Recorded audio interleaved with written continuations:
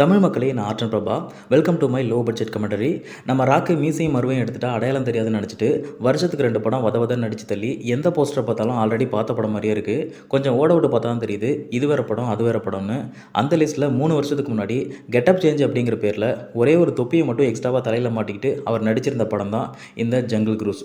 இந்த உலகத்தில் இருக்க எல்லா கொடிய நோய்களையும் குணப்படுத்தக்கூடிய ஒரு அரிய வகையான மூலிகை இதழ் அமேசானில் இருக்குன்னு 1916 ஆராய்ச்சியாளரான டாக்டர் லில்லி கண்டுபிடிக்கிறாங்க.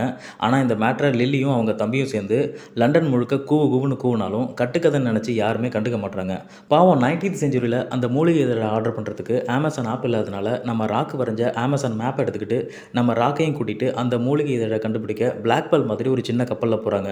25 வருஷத்துக்கு முன்னாடி மம்மி படத்தில் ஹீரோயினும் அவங்க தம்பியும் சேர்ந்து ஹீரோவை கூட்டிக்கிட்டு லண்டனில் இருந்து எகிப்துக்கு ஒட்டகத்தில் போவாங்க இல்லையா, அதே தான். அங்கே ஒட்டகம், இங்கே கப்பல். அங்கே எகிப்து பாலைவனம், இங்கே அமேசான் காடு. அங்கே உலகத்தோட மிக நீளமான நைல் நதி, இங்கே உலகத்தோட 2வது நீளமான அமேசான் நதி.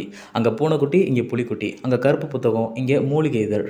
பெரும்பாலான 90s கிட்ஸ் பார்த்த ஃபஸ்ட்டு ஹாலிவுட் படமான மம்மியோட அட்வென்ச்சரை இந்த படத்தில் ரீக்ரியேட் பண்ண ட்ரை பண்ணியிருக்காங்க. அது ஓரளவு ஒர்க் அவுட் ஆகிருக்குன்னு தான் சொல்லணும். 395 வருஷத்துக்கு முன்னாடி ஒரு மாயாஜால மரத்தை தேடி வர்ற ஒரு படையில் ராக்கும் இருக்கார். இயற்கையோட விதிக்கு மீறி அந்த மாயாஜால மரத்தில் இருக்க மூலிகை இதழை அடைய நினைக்கிறதுனால அந்த காட்டை விட்டு வெளியேற முடியாமல் ஒரு சாபத்தில் மாட்டிக்கிறாங்க. அந்த சாபத்தோட விளைவாக மரணம் இல்லாத வாழ்க்கை வரமாக கிடைக்குது.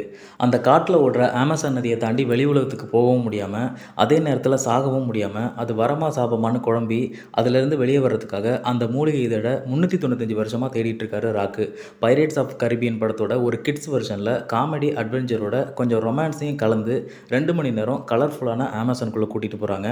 படத்தில் வில்லன்களை பொறுத்த வரைக்கும் ராக்குக்கு அவர் காலத்தை சேர்ந்த 4 வில்லன்களும் ஹீரோயினுக்கு நிகழ்காலத்தை சேர்ந்த ஒரு ஜெர்மன் வில்லனும் கொடுத்துருக்காங்க. ஹிஸ்ட்ரின்னு ஒன்று இருந்தால் அதில் ஹிட்லர்னு ஒருத்தன் இருப்பான். அதை எந்த காலத்துலையும் மாற்றவே முடியாது. அந்த வகையில் அந்த ஜெர்மன் வில்லன் ஹிட்லருக்கு கீழே வேலை பார்க்குற ஒரு சர்வாதிகாரியாக, அதே நேரத்தில் கொஞ்சம் ஹியூமரோடையும் வராரு. ராக் வெர்ஷனில் இருக்க 4 வில்லன்களும் 4 விதமான பவர்ஸில் வர்றாங்க. ஆனால் இந்த மொத்த வில்லன் கூட்டமும் கிட்ஸுக்கு பிடிச்ச மாதிரி சின்னதாக ஹியூமர் பண்ணிவிட்டு க்ரீன், எல்லோ, ரெட்டு, ஆரஞ்சு இந்த மாதிரியான ஃப்ளேவரில் வில்லன்களாக இருந்தாலும் படம் முழுக்க கலர்ஃபுல்லாக வர்றாங்க. படத்தில் ஹீரோ ஹீரோயின் இவங்களை தாண்டி ரசிக்கிற மாதிரியான அடுத்த கதாபாத்திரம் யாருன்னு பார்த்தா அது ஹீரோயினோட தம்பி தான். மம்மி படத்தில் கூட இந்த ஹீரோயினோட தம்பி கதாபாத்திரம் எங்கேயுமே சீரியஸ் ஆகாமல் கடைசி வரைக்கும் ஹியூமர் பண்ணிவிட்டு நம்மளை என்டர்டைன் பண்ணிகிட்டே இருக்கும். அதே மாதிரி தான் இங்கேயும் பண்ணியிருக்காங்க. அந்த கேரக்டருக்கு தமிழ் டப்பிங் பண்ணது கூட நல்லாவே ரசிக்கிற மாதிரி இருந்துச்சு. அப்புறம் இவங்க தேடி போகிற அந்த மெடிசனை மாயாஜால மரம், நிலவின் கண்ணீர் அப்படி இப்படின்னு என்னென்னமோ சொல்கிறாங்க. ஆனால் அதை பற்றி தெளிவான விளக்கமும் கொடுக்கல. இம்மோர்ட்டலாக இருக்க அந்த 4 வில்லன்களும் இறந்து போகிற மாதிரியும் காட்டலை. ராக்கை அந்த சாபத்திலேருந்து விடுவிச்சு கடைசியாக லண்டனுக்கு கூட்டிகிட்டு போகிற மாதிரி படத்தை முடிச்சிருக்காங்க. ஸோ இதெல்லாம் வச்சு பார்க்கும்போது கண்டிப்பாக இந்த படத்துக்கு சீக்குவலாக இன்னொரு படம் வரதுக்கு நிறைய சான்ஸ் இருக்குது. வெயிட் பண்ணி பார்க்கலாம். அமேசானில் இன்னொரு அட்வென்ச்சர் இருக்குது. இந்த வீடியோ பார்த்த தமிழ் ரசிகர்களுக்கு ரொம்ப நன்றி.